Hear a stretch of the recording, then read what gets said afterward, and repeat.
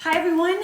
There's this idea that starting off small is just no fun at all, but we're here to show you that it is, and we're trying to make it look cool. Hi everyone, I'm Courtney Weiss. And I'm Sarah Noose, and I'm the author of Destined for Greatness. And I'm the author of Mom-dentity, and we're just wanting to share a little bit of our writing, a little bit of our ideas, and a little bit of fun. And so I'm really glad that you have your headset on. Oh, I forgot today, so you can hear what's going on. Right, I was getting really jealous that Sarah was the only one, because otherwise I'm like this. Mm-hmm. And I was like, you know what? I'm gonna put Harper's earmuffs on. Well, I can hear you. What? What did you say? Hello? Wow, that was a good soundbite. My ears were nice and toasty. Okay, I like it. But you look cute. Yeah, that's the whole point. Look, and it even has shiny little ears. So cute. Yeah. Okay, so today we're diving in and talking about quite a few things. Yeah.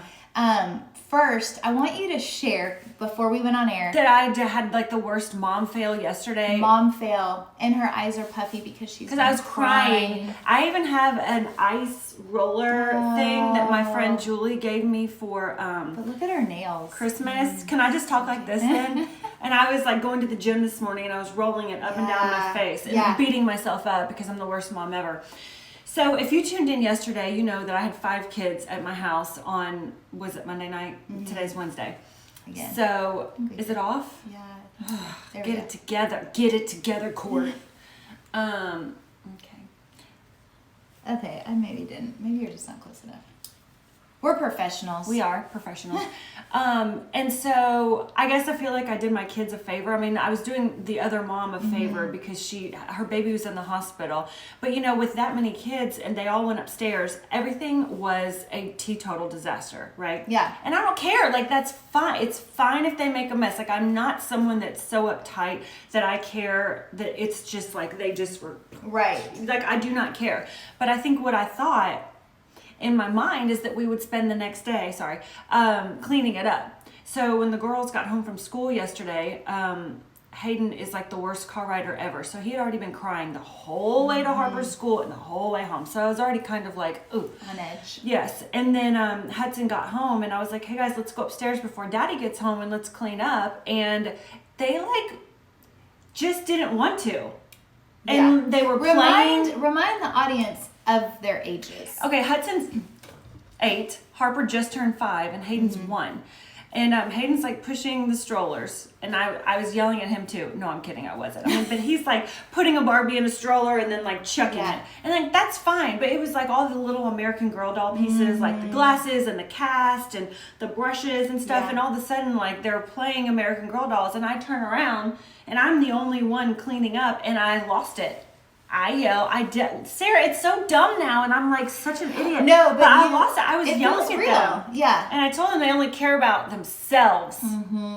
Have you guys had a mom moment like that? Where, it made me feel normal. Yeah, because I told Courtney I did, but hearing her retell this story, I kind of started to laugh. Actually, as she was telling me, I was like, hold on, because I feel like so many people can relate to this. I remember like doing it, and I'm like, thinking that my kids should care more, but at their ages, especially your kids' ages, like I think they're just not thinking like, oh, I want it to look pretty for my friends, plus we're gonna have fun, plus, oh, when Susie throws all that stuff, we're gonna pick it up tomorrow and make it look great. They don't care. No, they don't care. And so they don't care about leaves us feeling like I'm doing everything, and that you're selfish. Like all these toys, like do you even want Santa to come? Yeah, well, Cinnamon, our elf, did not come this morning. Yeah. Because my kids were, and poor Kyle walks in and it's like, they didn't, I made this like chili for dinner and like Kyle was the only one that ate it. Yeah. It was just one of those days. But here's the thing, is like in the moment, it took me a couple of hours to find like my center again. I mean, I was like out of control. Frustrated, like I went downstairs and I put on my boxing gloves. Oh. And I beat up the punching bag because I needed to. I kind of told myself like, this is your mom's-iety, and you're making this story bigger in your head than it really is. And I know I always feel better when I let off some steam. Like if I go to the gym, I get all the endorphins. So much better. Yeah. And so I mean, it was late, and so I thought, well, I can just go downstairs and kind of. Yeah. That's kind of badass, though, I think. I don't know. I have pink boxing gloves.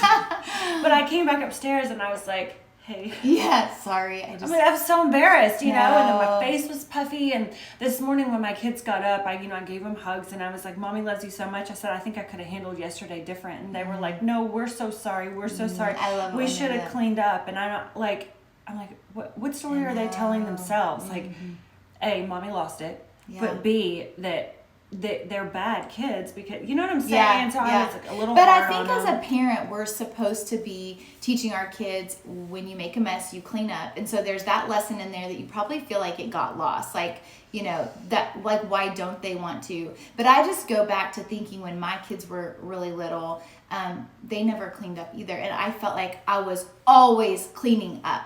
Always cleaning up. Well, and like we've talked about this before too. It's like we don't want to raise kids that don't think they have to clean up after themselves. And so when something like that happens, like I start to tell myself, my negative self-talk is really bad, and that's why Mom-dentity is so good because like I can be really funny and lighthearted, but it comes genuinely from a place of darkness and of place of self-doubt and anxiety and.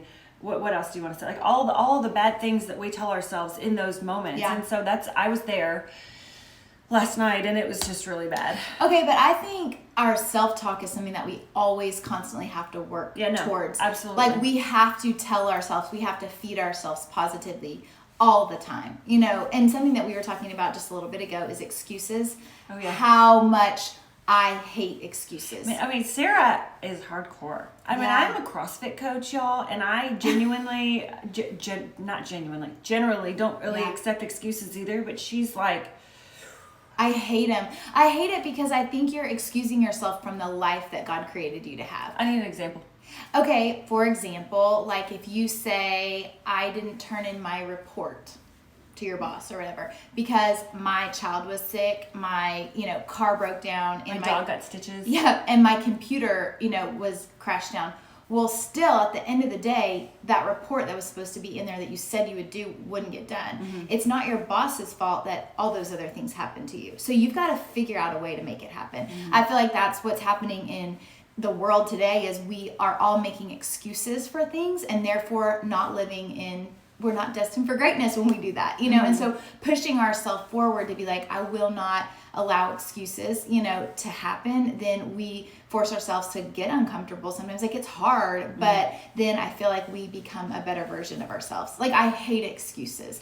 And I think there's things that happen. Like for me, okay, I can't jump rope because before this surgery, I peed on myself. Okay. It's not an excuse. Like I can still jump rope. It's just very uncomfortable when I do it. So like there's ways that we can say it. So talking about self-talk, like, yeah, there's things that happen, but it's how we deliver it. And my thing with excuses, as long as it's nobody else is counting on, like I can give myself excuses all day. Like, but this book is one of my things. Like if I make excuses on why I didn't write, then when I look back in 2 years, if it wasn't done, it's like, well, that was my bad, Well, and before we went live, we were talking about making excuses as to why we, haven't gotten our books published yet, or I'm not even finished. I have 7 chapters. Yeah. But Sarah just kind of was like, well, listen, if we don't, what did you say? You were like, if we don't finish our books or get them published, it's really no one's fault but ours. And she's exactly right. And so the two of us together are trying to deliver this podcast, video cast, etc., because we're trying to propel each other forward and not make excuses as to why something stood in our way. But have you ever made an excuse? I know when I teach nutrition, I'm like, no excuses. Yeah. I know. But think about it, like you're always going to have an excuse that pops in your way. Always. Like, I didn't eat, I was eating so healthy and then my neighbor brought cookies. Okay, well, it's your choice to eat the cookies. Like, yeah, we all want cookies. We all have temptation. We love cookies. Yeah. But I also think accountability is huge. And I think you and I being together, like Monday, for example, when I didn't feel great, like I knew you were counting on me. Yesterday. I was like stalking you.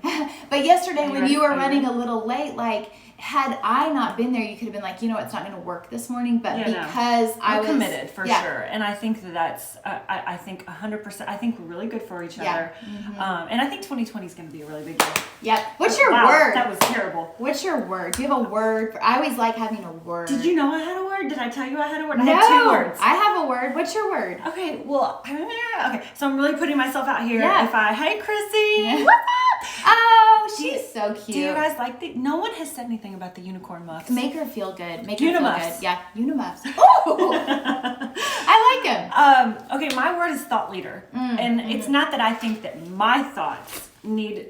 Thought leader. Yeah. She even has it on her. Yeah, it's on my computer. So I want to make it very clear that I don't think that I'm important, that my thoughts are important, but I want to ask you questions and provoke thoughts with you, for you, so that we can be better versions of ourselves. Because I mean, like, I'm learning right alongside with you, and like, I come in here and I'm like, I'm the worst mom ever, and I tell Sarah all this stuff, and then she kind of, jogs my brain a little bit, and then maybe I'll act better tomorrow or today. No, you will. But anyways, thought leader, what's yours? I like it. So I am extending mine from last year. And I don't know if you're allowed to do that, but I don't think there's rules. Who cares? But my word is expectant. And I actually have a bracelet that says expectant because I'm expectant in 2020 that there are going to be big things happen. I really believe that this book will be finished, and I hope it's in everybody's hands depending on which route we go. Christmas presents next yay! year. So Unicorn 2020 makes this video. Yes, so I love it. So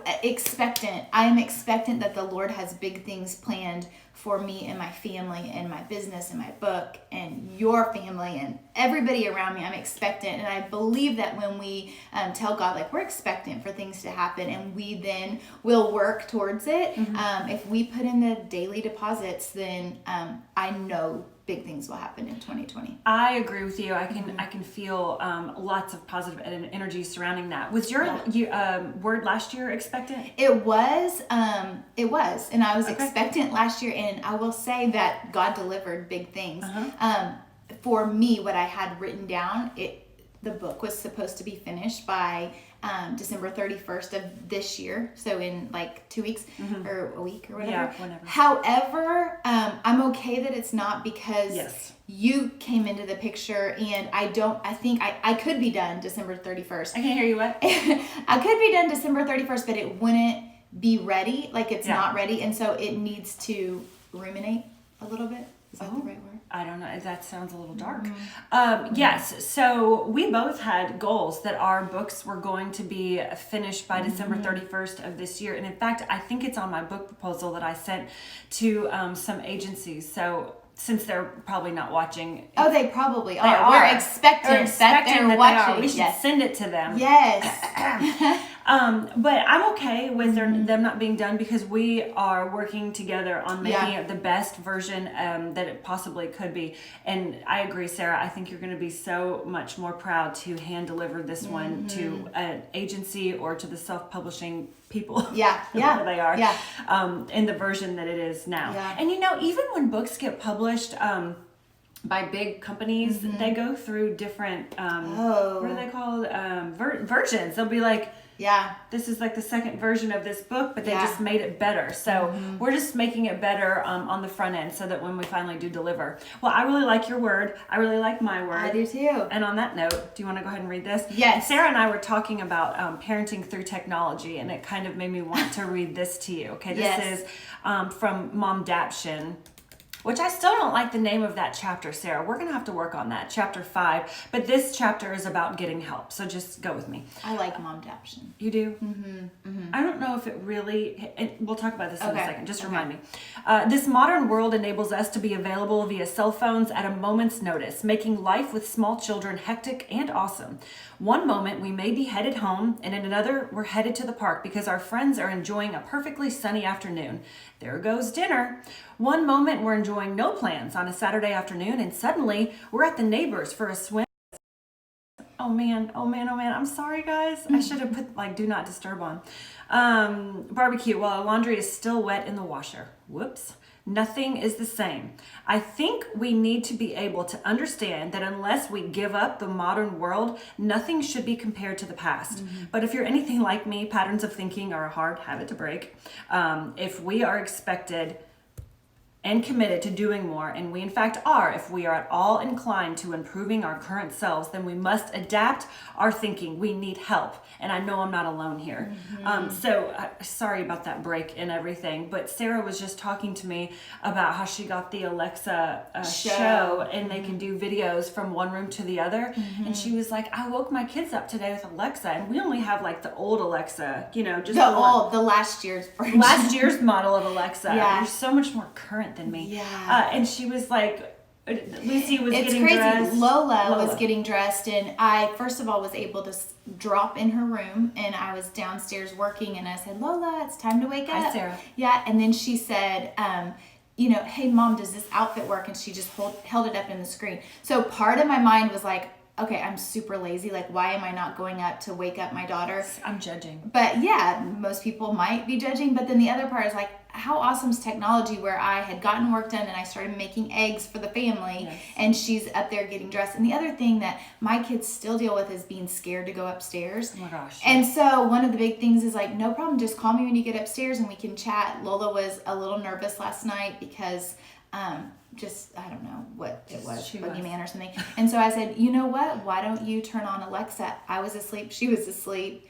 I mean, she started falling asleep because she could see me. It just helped. And so technology, thinking like the thoughts we tell ourselves, like everybody's going to think I'm a lazy parent or whatever. But I'm like, actually, it was really awesome. And there was no fights. She felt really comfortable. I felt comfortable. I was able to get breakfast done while not running up and down stairs right after having surgery, which I'm not really supposed to do. So it just kind of worked.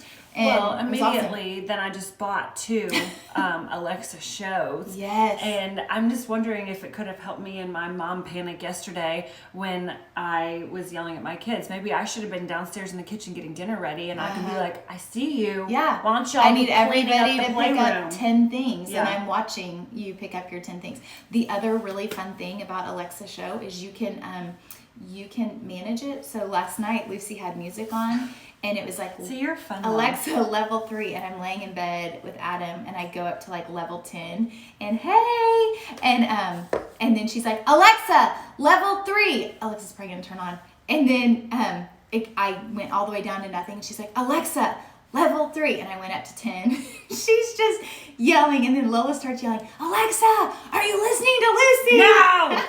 And I'm sitting there cracking up, and Adam's like, you're such a loser. And I'm like, but it's so funny. That's really funny. Well, I'm glad that you were having fun with your technology. I think it's awesome. Yeah.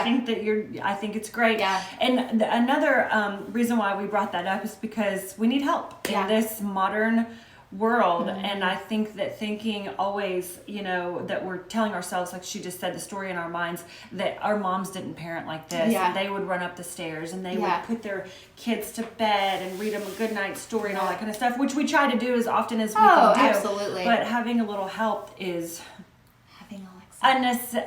a necessity. Yes. We love you guys. This was so fun today. Sarah just said, mine just said, sorry, I don't know that one because you said Alexa. Everybody's Alexas are talking. I love it. That's hilarious. All right. Well, thank you guys for joining us. We'll be back tomorrow with, I think, some more word work. Yes. Word work. Word work. Okay. Bye. See ya.